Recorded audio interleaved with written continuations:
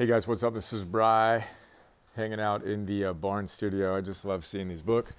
We're going to set them up, by the way, against that wall eventually. And I'm going to give you a tour once we get it cleaned up and dialed in.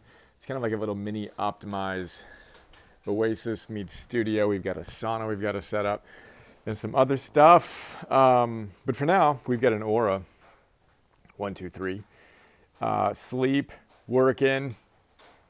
HRV is I'm still repaying some debt on that. We'll talk about that in resting heart rate. I'm also really excited. There are 101 days left in 2020. Did you know that? 101 days left in 2020. Let's go. How are you going to finish strong? One of my mentors, the former CEO of Adidas, named Steve Wynn, not the Vegas guy, but the Adidas guy, received a thank you note. So this is the handbook, kind of the table of contents, right? I'll walk you through that in a moment. But anyway, this guy was my mentor. When I was 24, 25 years old, I raised $5 million to finance my first business. Then we hired Steve Wynn, after doing that, winning a business plan competition, et cetera, to replace me as the CEO. So I'm 25 years old. I'd pick him up from LAX. He flew in from Portland, where Adidas was based, right? He just stepped down as their CEO, and we got him at E-Teams, which was amazing. Picked him up from LAX, and we drive from LAX to our offices in Westwood, which are these ridiculous offices with ping pong tables and dart boards, 1999, dot-com boom, #1 action. But I learned so much from him in those chats and in different contexts. And one of the most important things was finishing strong. So we hired him right before the market collapsed in 2000, right? So rather than going out and raising our next 25 million bucks, 25 million, we wound up bringing an investment bank and selling to one of our two competitors. And it was a really challenging time. And he was all about finishing strong. He's like, look, it's easy to start things. That's easy. It's hard to finish things really, really well. That's what it's all about. So anyway, that's been tattooed on my consciousness since then. And by the way, I actually share more of my story, which I'll share more about here in the prelude to the book, which I wrote this morning. But 101 days left in 2020. Let's finish strong. 2020 has been a weird year, obviously, for everyone. Perfect. How can we use it as anti-fragile fuel to become the next best version of ourselves in 2021? Make ourselves proud. I love the way the rain hits the tin roof here in the barn. Pardon that sound interruption. Now here's how I do it. I want to get clear on what are my soul goals. What's most important to me? Soul aching goals. Right? And we talk about this a lot in the coach program, of course. But energy, work, and love-wise, what do you want to achieve in your life? And then boil it down to what's a wildly important target for you? And we can use this constraint of 101 days left in 2020 as a perfect way to get clarity on, well, what are you going to do? What is and I draw this little symbol for a target, right, to represent teleological beings. We have targets. That's what telos means, right? Happy people have projects. This is how Sony Lipovetsky puts it. So what's your project? How are you going to wrap up the year strong, right? This is my #1 project. I got a lot of stuff going on, but writing my handbook and publishing it and promoting it really well and sharing it proudly and widely is my #1 wildly important target for my work, right? What's yours? And then, of course, you run it through your identity, virtues, and behaviors, big 3 times 2 model, if you're following the optimized protocol. But for now, what are you going to do? How are you going to wrap up the last 101 days of 2020 and get in the best energetic shape of your life, do the best, most creative, productive work of your life, and be the most connected, encouraging, present person in your life that you've ever been? What other standard is worth holding? Know your identities, know the virtues you're going to embody, know the behaviors you're going to engage in. And for me, that all comes down to soul force. So I literally use this equation to see where I can optimize. Soul force equals energy times focus times what's important now consistently. If you run that through the math that we do, it's 100 times 100 times 100, which is 1,000,000. If you're at the top of each of those levels, you put that to the power of 100, it's infinitely powerful.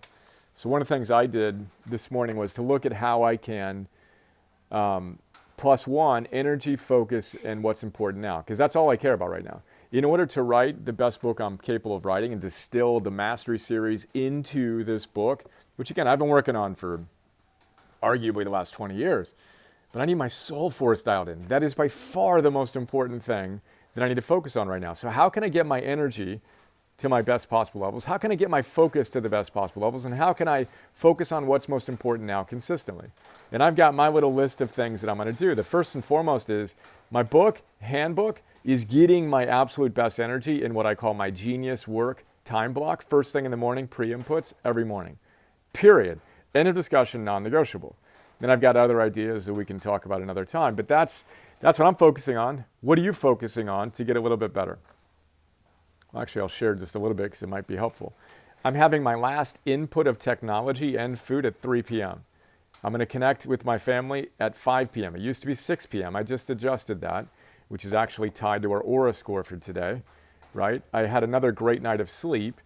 My resting heart rate was a little high for various reasons, heart rate variability, debt, so my readiness score is only 81, but my sleep was 93, which is great. And we talked about the fact that I went to bed earlier.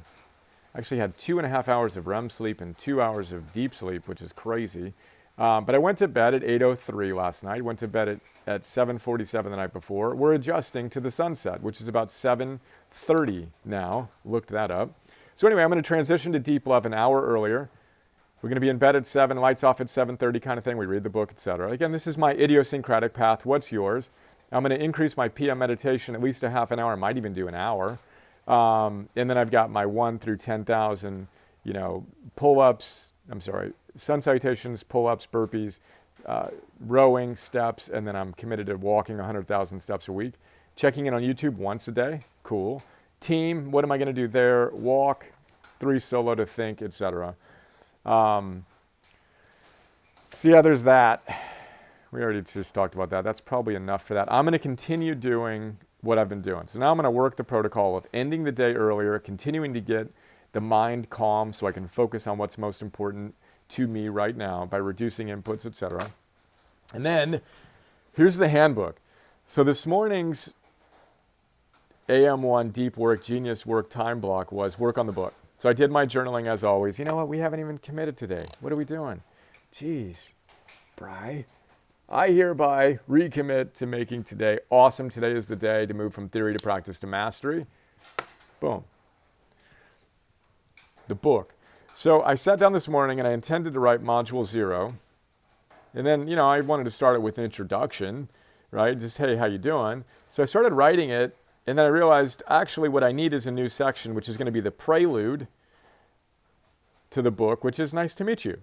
For curious souls, here's my story, right? Because I never really told my story in one place that I actually go into some detail on, So I started writing that, hey, this is Brian. How else do you start a book? Nice to meet you. I appreciate you taking the time to read the book. I wish we could actually meet so I could learn more about you. What I do know is that you're busy, and I strive to deliver more wisdom in less time. So if you want to jump straight into the wisdom side of things, please just skip this little prelude and head to module 0 on heaven or hell. For curious souls who'd like to learn more about me and what led me to write this book, I'd like to offer a kind of quick biographical sketch of what led me to do what I do. Then I give kind of the short story, and I give a little bit of a longer story, and it actually wound up kind of being fun to write, of sharing the seminal moments in my life that really shaped who I am and what I'm doing. I was doing that, so I added this, which I kind of like, prelude, nice to meet you. And then at the end, as I was doing it, I realized, I have a lot of people that I'm really, really grateful for. So I created this extra sheet. Each of these little sections for the book has its own paper link, right? These are all hyperlinks. So I can kind of create the book, one section at a time and then work with the team to get it into the actual book. But I created this other sheet, thank you notes. God, thank you for blessing me with the gifts of such heroic friends. And I literally was emotional and crying this morning, literally, as I was reflecting on the people who wrote my very first checks. I'm talking about my first business I started at 24, and the friends, and get emotional right now, the friends and investors and team members who believed in me, and who supported me and made my life possible. And so to take the time to actually write them little brief, 3-line thank you notes. But here we go. Thank you. You've made my life amazing. So anyway, that's the work on the book. I will show you as we continue to develop it. This is like a strategic overview of what we're going to do. There's 3 components to the book. I got to write it. We got to publish it and we've got to promote it. So we're working with the team to get that strategy dialed in and to do it, aspire to do everything at a world-class level. Then the other fun little thing is I'm building an outdoor office. So I connected yesterday with a guy who's going to build us, and I'll give you a little tour of where we're going to put it and what it's going to look like. But basically, like a super cool outdoor office that'll become my primary office, that'll be like a mini version of our front porch, which I absolutely just love. Concrete slab, these cool brown pillars, a white tin roof with like a blue little trim and white there, whatever. So I'm super excited about being able to work outdoors, cool desk, and then we're going to do fun things like on one of this will be open, no walls, right? And we're actually going to put a door here, just a fun, like almost like just their door that I'll symbolically walk through. And you got to get to the office, you got to like walk down this meandering trail, and then you'll be able to go to the trail by meandering down here, crossing a creek. It's going to be super cool. But we're going to have a glass dry erase board hanging, like a frosted that you can see through, yet you can like capture ideas on. So I'm so stoked about that. We're working with a Marie Kondo organizer right now too for the house, and pretty soon she's going to help us with the business stuff. So I was thinking about something, and she's like, "Oh, you need to make it a glass see-through thing so you still have a view, because the trees back here are just epic, right?" I'm like, "Oh my God, that's a brilliant idea." So it's just going to be suspended from whatever cool ropes or system we come up with. Little storage area down here, maybe like a bookshelf here or whatever. Anyway, I'll share that with you too. I literally couldn't be more excited about that. But let's go back to where we started. 101 days left in 2020. Today's the day. If not now, when? If not you, who? We need you to step up and be the best version of you in service to your family and to your community and to your world. Let's go. Let's do this today. Look forward to sharing more soon. See you.